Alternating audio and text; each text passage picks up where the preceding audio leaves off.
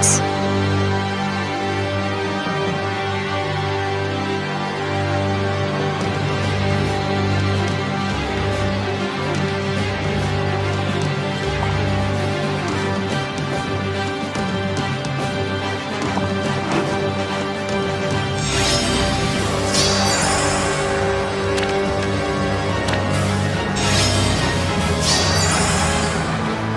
Let's go. Time for a swim?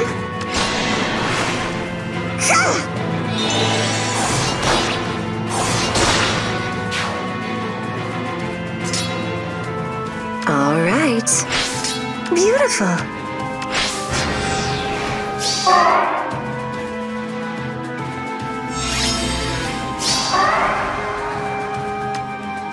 Yeah.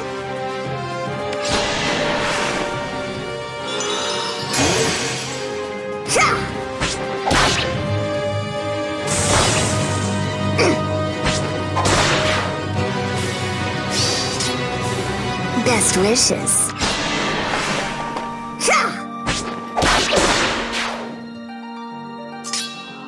Of course. Well.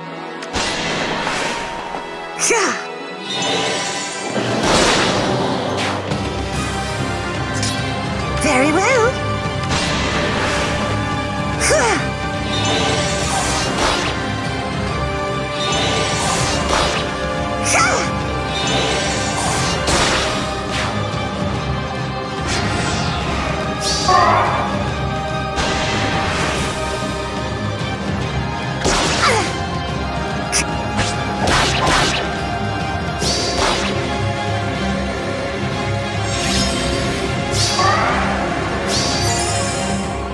Yes.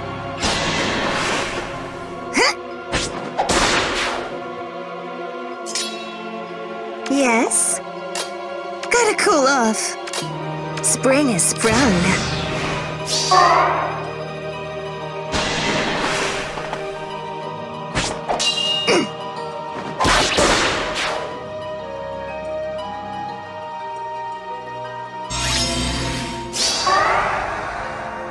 All right.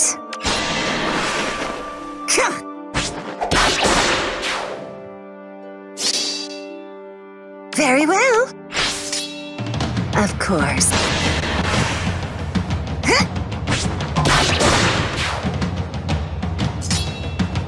Let's go.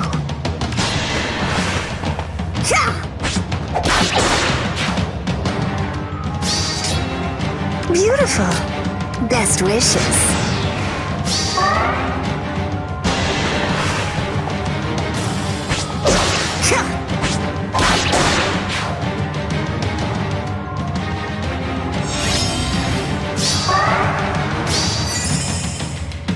Well, yes. Time for a swim? Yes.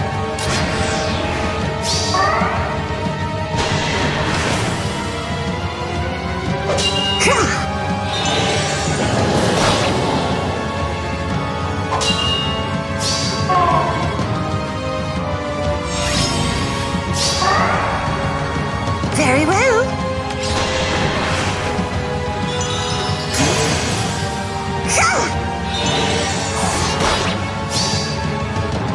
Don't get too excited.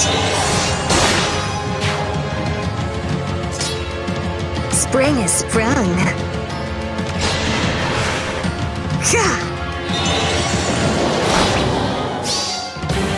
Don't get carried away.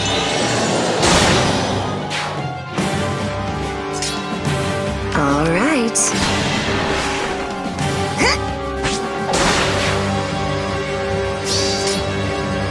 Of course. Let's go.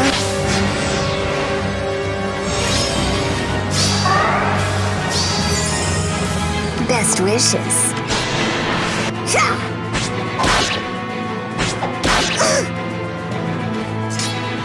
Gotta cool off.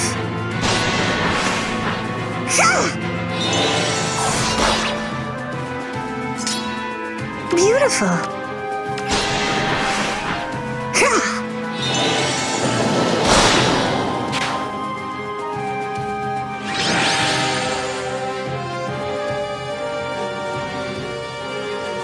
Hey everyone, GuardianE here with another Camilla Emblem clear video in Fire Emblem Heroes. Today we'll be taking on the Chaos Goddess Yune, or Yune, in her very own Mythic Hero Battle on Abyssal difficulty.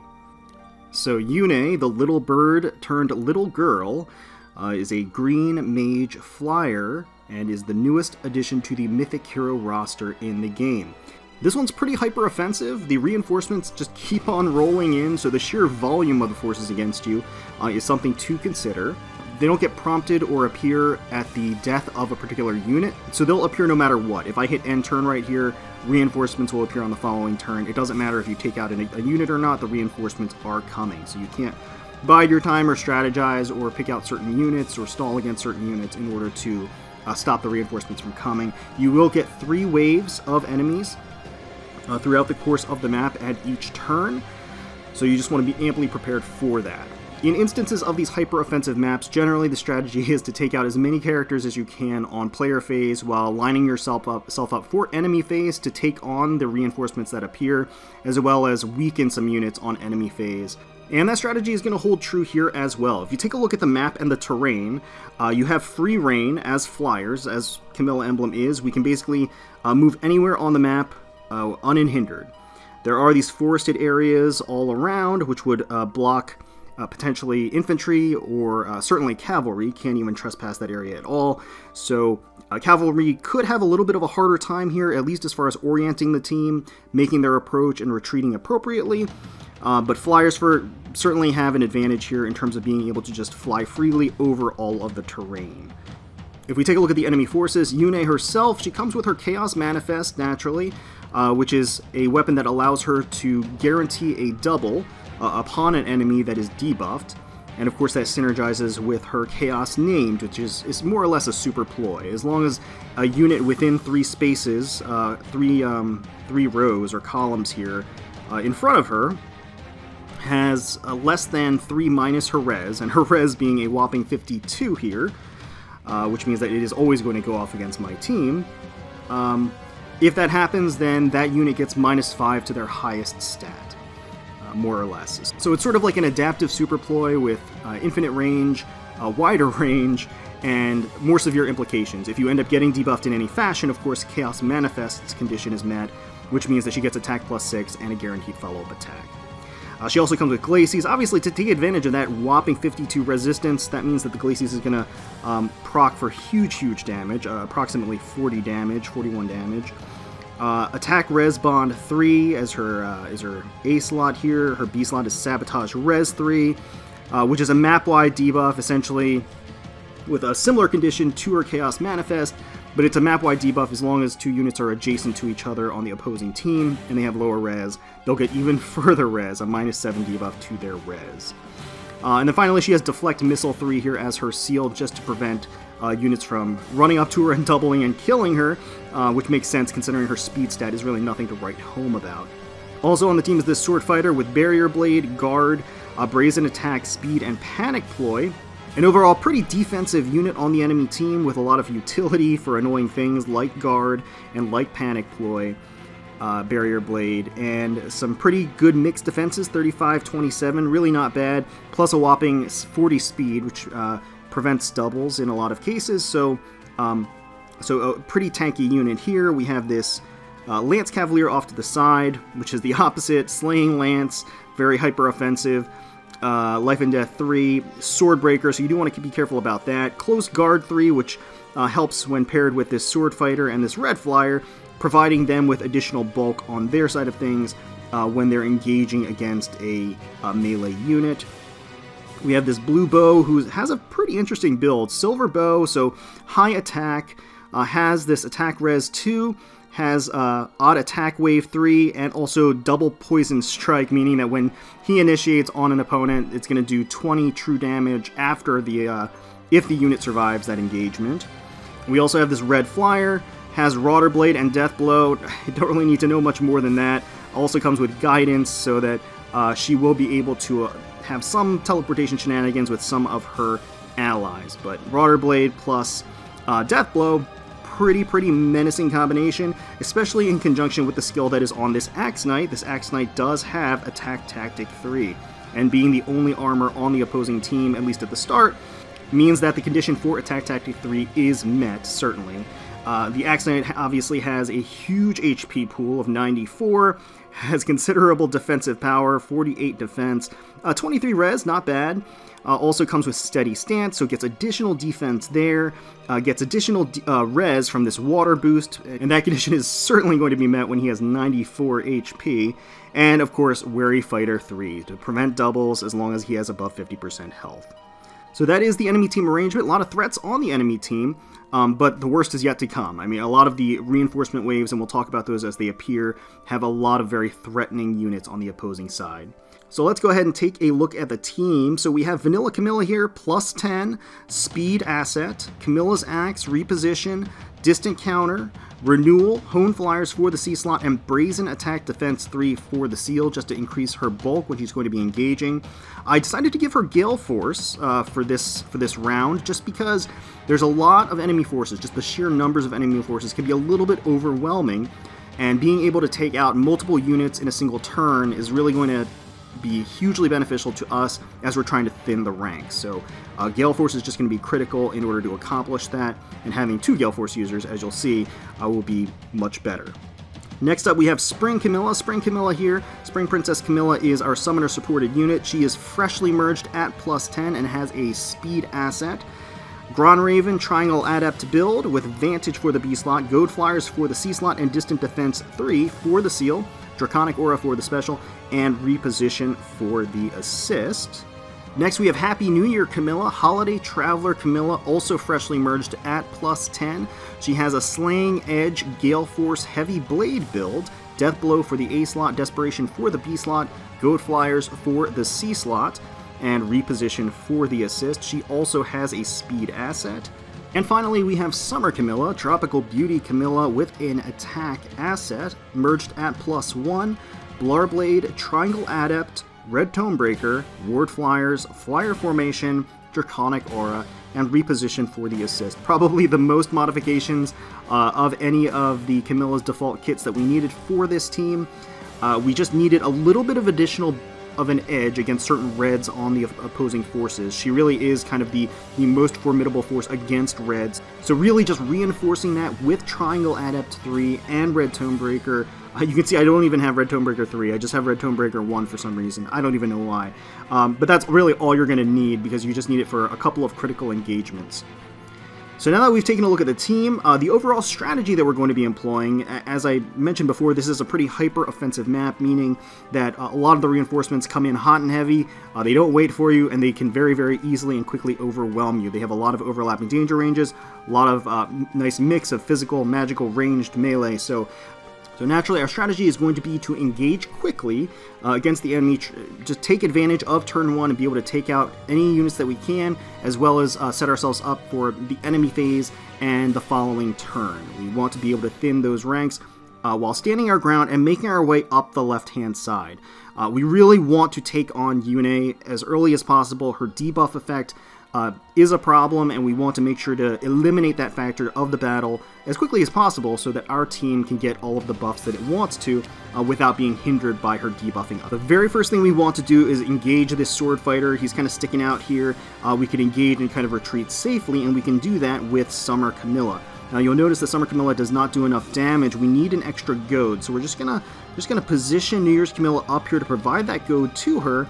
And now she should be able to double and kill the sword fighter on player phase.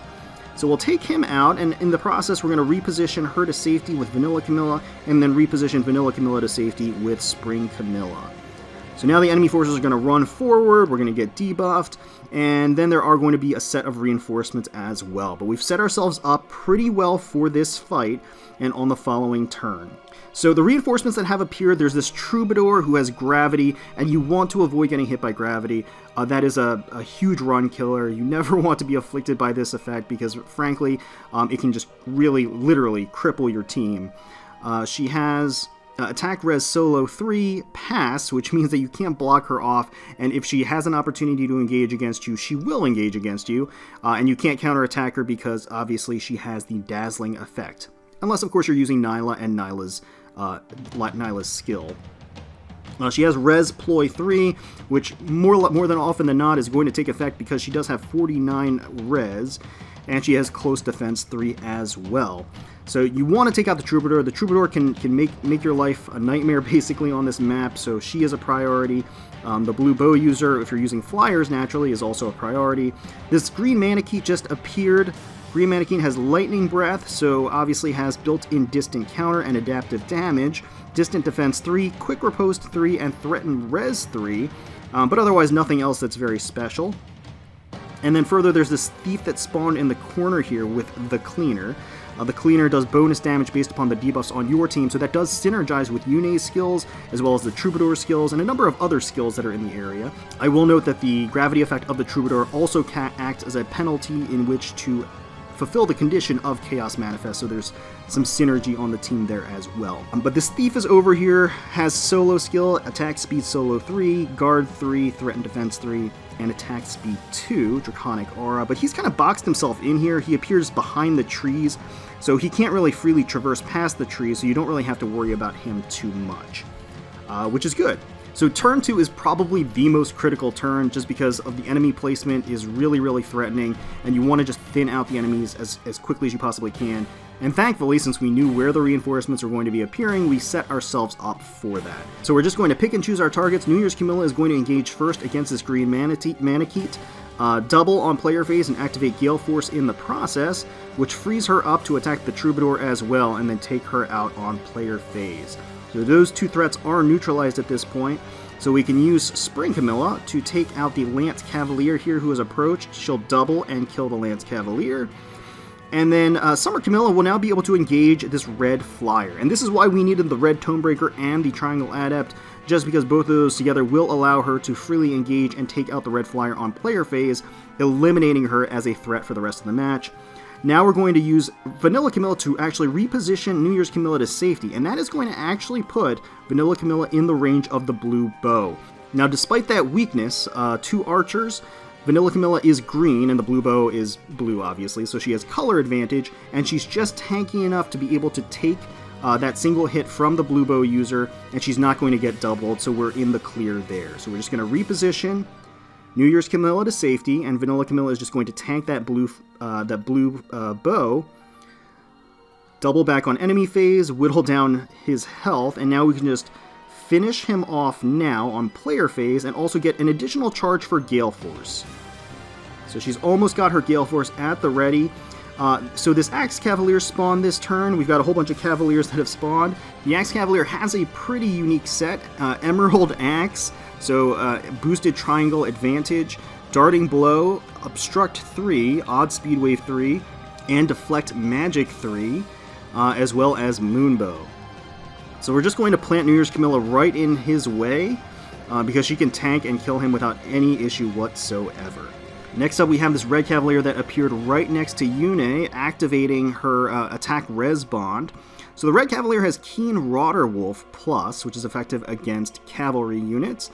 Comes with Fortified Defense Res 2, as well as Vantage 3 and Res Ploy 3.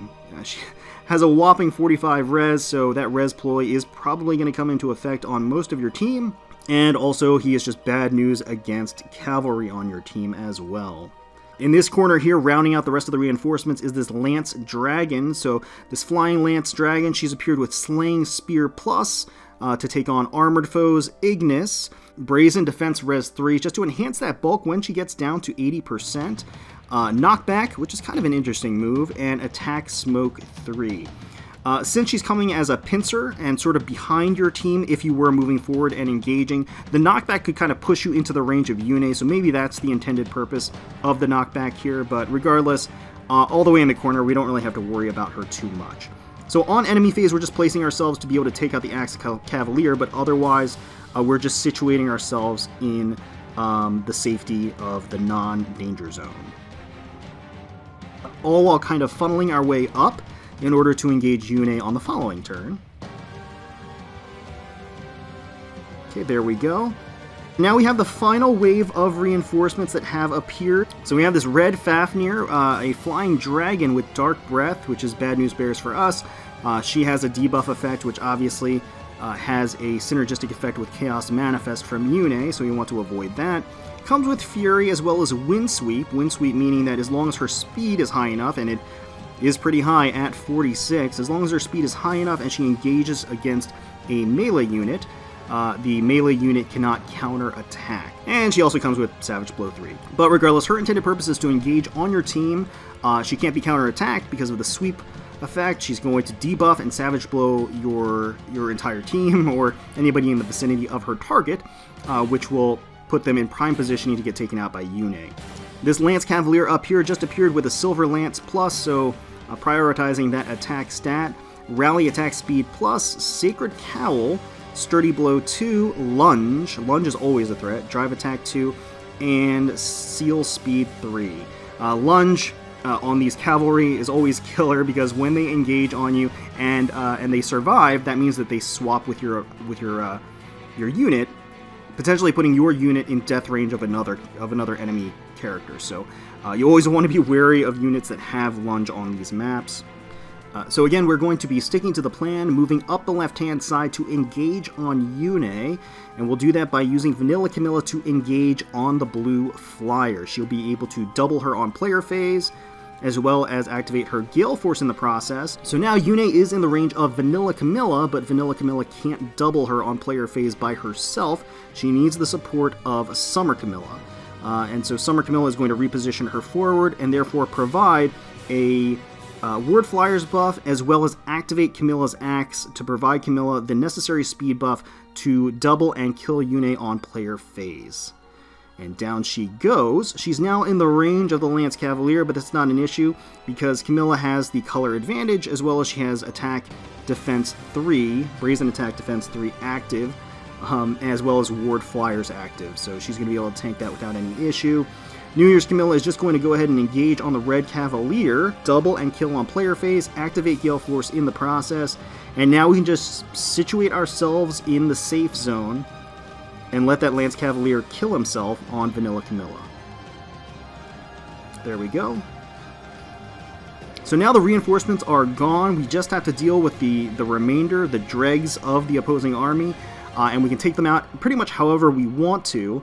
The overextended range of this group is the Thief, because he's ranged, obviously. And so we're just going to place Spring Camilla in the range of the Thief because she can tank and basically take no damage from him and counterattack. And then we're just going to position ourselves in formation next to her to buff her, as well as get all of the other Camilla's buffs for the following turn.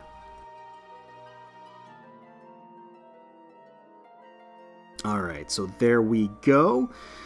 Alright, and now we're just going to clean up. We've set ourselves up for the victory here. We're just going to use Summer Camilla to engage on the Red Fafnir on player phase, double and kill. We're going to use Spring Camilla to engage on the Lance Dragon, again, double and kill. And Vanilla Camilla has Gale Force ready, so we'll use her to engage on the Thief, finish off the Thief, activate Gale Force, and at this point we can just reposition ourselves to safety.